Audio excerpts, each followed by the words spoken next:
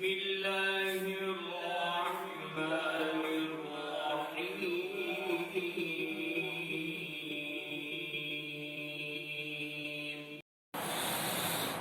الحمد لله رب العالمين، والصلاة والسلام على سيد الأنبياء والمرسلين وعلى آله وأصحابه ومن تبعهم بإحسان إلى يوم الدين، أما بعد.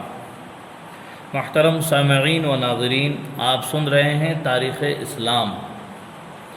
ما قبل میں حضور اکرم صلی اللہ علیہ وسلم کے طائف کے سفر کو اور وہاں کے حالات اور حضور اکرم صلی اللہ علیہ وسلم کے ساتھ آنے والے تمام مصائب کو اور آلام کو ذکر کیا.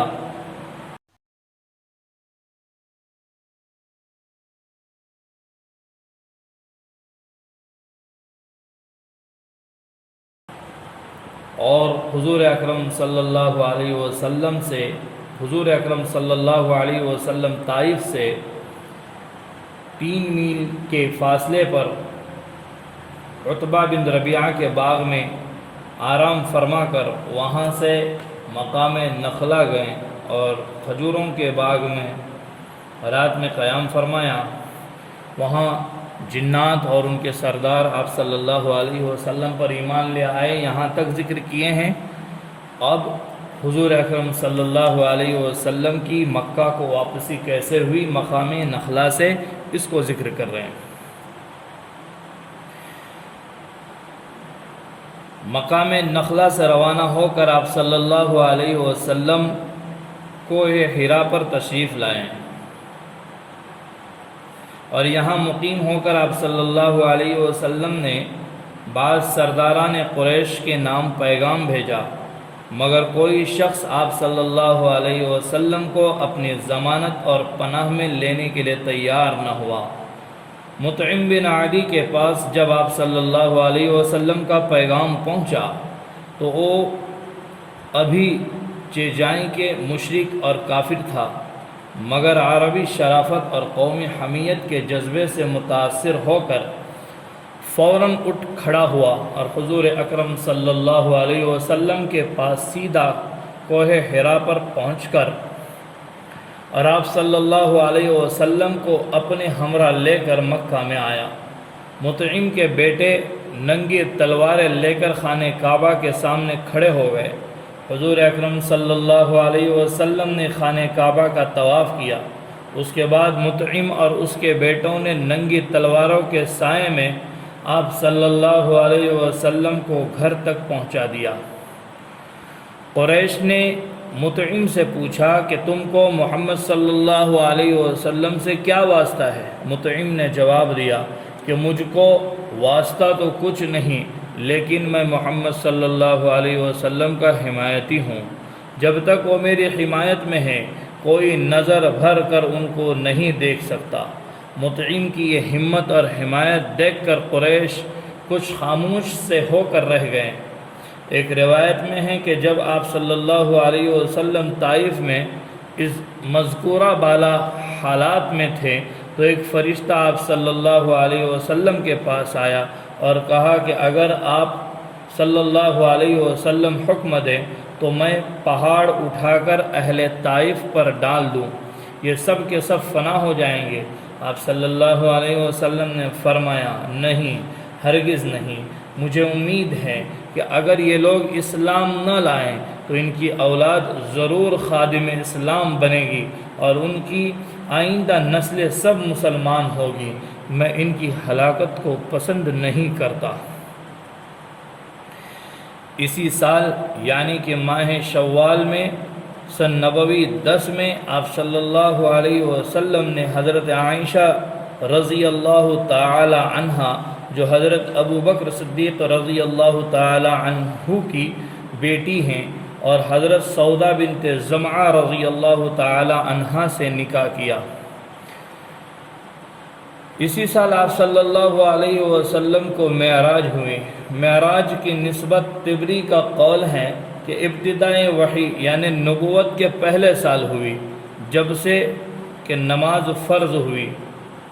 ابن حزم کا قول ہے کہ سن ہجری 10 میں ہوئی بعض روایت سے یہ بھی ثابت ہوتا ہے کہ معراج ہجرت مدینہ کے بعد ہوئی۔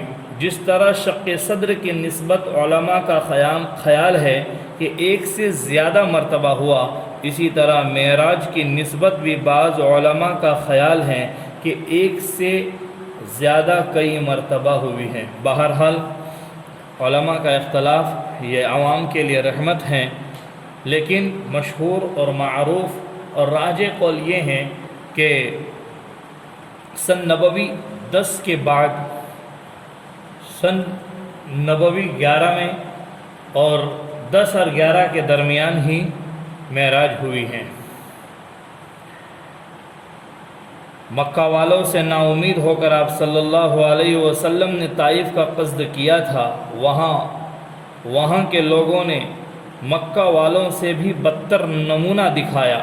مکہ والوں کی نفرت اور ضد دم بدم ترقی پذیر تھیں اور ان کی شرارتیں اپنی کیفیت اور کمیت میں پہلے سے زیادہ اور سخت ہوتی جاتی تھی، مگر حضور اکرم صلی اللہ علیہ وسلم نے ہمت نہیں ہاری۔ طائف سے واپس آ کر آپ صلی اللہ علیہ وسلم ان قبائل میں جو مکہ کے ارد گرد تھوڑے تھوڑے فاصلے پر رہتے تھے برابر جاتے اور تبلیغ اسلام فرماتے رہتے۔ چنانچہ قبیلے بنو کندہ اور قبیلے بنو عبداللہ کے اقامت گاہوں میں پہنچے۔ بنو عبداللہ سے آپ صلی اللہ علیہ وسلم نے فرمایا کہ بنو عبداللہ، تمہارا باپ عبداللہ تھا، تم بھی اسم با مسمہ یعنی اللہ کے بندے بن جاؤ۔ قبیلے بنو حنیفہ کی بستی میں بھی آپ صلی اللہ علیہ وسلم گئے۔ ان ظالموں نے سارے عرب میں سب سے زیادہ نالائق طریق پر آپ صلی اللہ علیہ وسلم کا انکار کیا۔ باہر سے جو مسافر مکہ میں آتے یا ایام حج میں دور و دراز مقامات کے قافلے آتے، آپ صلی اللہ علیہ وسلم ان کے پاس چلے جاتے اور تبلیغ اسلام فرماتے، مگر ابو لہب کو آپ صلی اللہ علیہ وسلم کی مخالفت میں ایک خاص قد تھی۔ وہ ہر جگہ آپ صلی اللہ علیہ وسلم کے پیچھے لگا ہوا پہنچ جاتا اور مسافروں کو آپ صلی اللہ علیہ وسلم کی باتیں سننے سے روکتا۔ بنو عام، بنو شیبان، بنو کلب، بنو محارب، فزارہ، غسمان، سلیم، عبس، حارث